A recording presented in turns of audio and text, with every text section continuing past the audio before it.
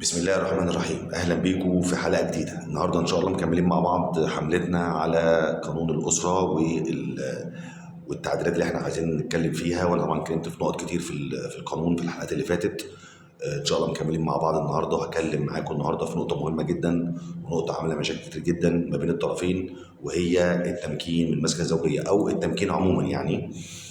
طبعا القانون المصري بيسمح للزوجه ان هي تتمكن من شقه مشتركه لو حصل طرد من الزوج للزوجه ولسه علاقه زوجيه قائمه، فالمحامي العام بيقدر ان هو يمكنها من الشقه، بس بتبقى مع الزوج مشتركه طالما علاقه زوجيه قائمه. طيب بعد الطلاق بيبقى التمكين منفرده طبيعي بالاولاد طالما سن الاطفال لا يتعدى ال 15 سنه ايا كان، طبعا سواء ولد او بنت. طيب هل القانون ده محتاج ان هو يتعدل فيه حاجه او محتاج ان هو يتعمل فيه حاجه؟ انا شايف ان هو لا، هو من حق الزوجه طبعا تتمكن من الشقه طالما في اطفال. ده شيء مفروغ منه، وما ينفعش نقول احنا هنلغي حاجه زي كده او نقول ان هو ما ينفعش يبقى في قرار تمكين. لا، هو ينفع ومن حقها طالما معاها اطفال.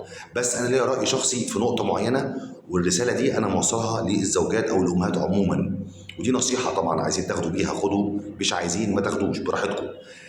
نصيحة إن مفيش أو بلاش، بمعنى أصح بلاش أي زوجة أو أم الأطفال تتمكن من مسكن زوجية في بيت عيلة. بلاش تتمكني من مسكن زوجية طالما في بيت عيلة. هتقول لي ليه يا أستاذ؟ هقول لك ليه يا أستاذ. أولا، كون إن أنت تقعدي في بيت عيلة من الأساس فده غلط، ده مبدئيا يعني.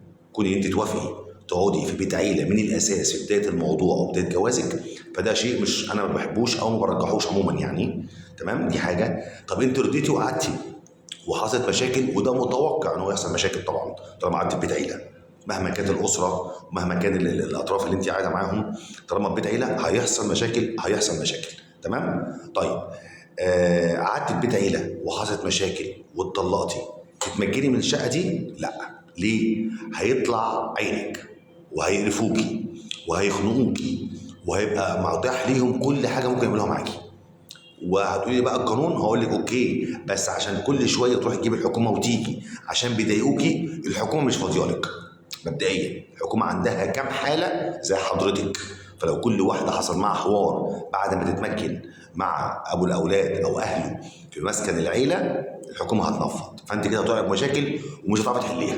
يبقى مبدئيا كده طالما مسكن الزوجيه بيت عيله، انت اوتوماتيك لوحدك من الاول، يعني من مجرد ما يحصل انفصال يا اما تاخدي مسكن بره او تطالبي بكده، تطالبي ابو الاولاد بمسكن بره، يا اما تاخدي فلوس. دي نصيحتي لكل ام كانت قاعده في بيت عيله. طب انت كنت قاعده بره والشقه باسمه او الشقه باسم والده وما عندكيش مسكن تاني ومضطره، خلاص كل واحده حسب ظروفها بقى. طالما المسكنه زوجيه بره العيله او بعيد عن الاسره بتاعه الزوج، اوكي.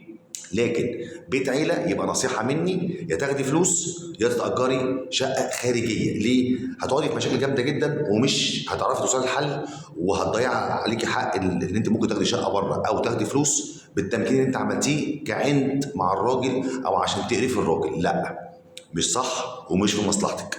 دي نصيحتي للزوجات او الامهات اللي انفصلوا وعايزين يتمكنوا من مسكن الزوجيه. اتمكني لو الشقه بره، اتمكني لو بعيد عن اهله، مفيش مشكله خالص لحد عيالك ما يكبروا. بس انا رايي الشخصي التمكين عموما انا ما بحبوش. هو الافضل في الموضوع يا فلوس، يا تاخدي فلوس، يا يأجر لك شقه تانيه قرب بقى مثلا مدارس الاولاد، قرب اهلك لو انت مش هتعرفي تقعدي مع اهلك او ما عندكيش مكان تاني فانت مضطره، فهتشوفي الاقرب ايه. لكن مسكن العيله تقعدي فيه لا.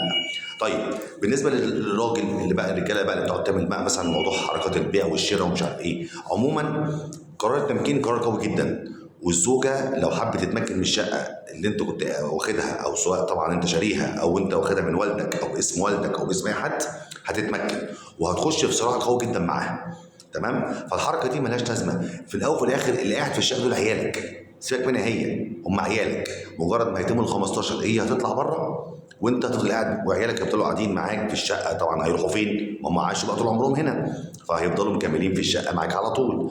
فانا شايف ان موضوع التمكين مش محتاج كل القصه اللي احنا فيها دي وكل القصص اللي بتحصل والدب اللي بيحصل ما بين الطرفين، وده يضرب في ده وده يعمل مشاكل مع ده. انا شايف الموضوع مش مستاهل خالص خالص خالص. قرار التمكين موضوع بسيط جدا. في اولاد راجل كده بحكمته طالما سيادتك عندك اولاد تنسحب من الشقه بهدوء. اتفضلي يا بنت الناس اقعدي في الشقه معاكي العيال وابعت لك نفقتك كل شهر، والموضوع خلص. بس خلاص، ولا بقى نعمل بقى تمكين واكسر في الشقه ودغدغ في العفش.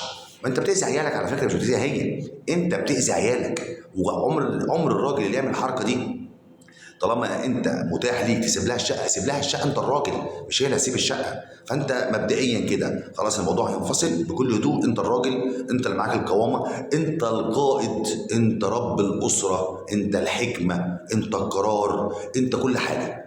ليه تحط نفسك في وضع ان انت تخش في مشاكل معاها وتبهدل لها في الشقه وتكسر لها في العفش عشان خاطر ان هي تتمكن من الشقه؟ طب ما انت لوحدك اصلا سيبها لها. ما ده طبيعي على فكره، وشفت رجاله كتير عملتها. مجرد ما بيحصل انفصال سواء بقى عن طريق المحكمه او عن طريق بالود او عن طريق ضرر الضرر، ايا كانت الطريقه، بلاقي راجل راح منسحب بهدوء جدا، وكل شهر يبعت لها ايا كانت برضه الطريقه اللي يبعت بيها فلوس او النفقه، يبعت لها النفقه كل شهر وهي قاعده في الشقه.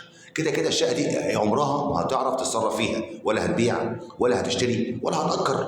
يبقى احنا نكبر دماغنا كرجاله، نوازن الامور. الشقه دي قاعده فيها لفتره زمنيه معينه، بعد كده هتقول لها سعيده اشوف وشك على خير، اتفضلي مع السلامه، هتروح سايبه لك الشقه منوره، سيادتك هتخش تقعد فيها مع اولادك والموضوع ايه منتهي. لكن اللي بيحصل ده ما يرضيش ربنا ولا من الست ولا من الراجل. الراجل يقعد بقى يماطل مع الست ويبيع ويعمل عقود ويعمل احكام طرد، والست تروح عندها معاه وتعمل. طب يا جماعه ايه المشكله؟ الموضوع محلول.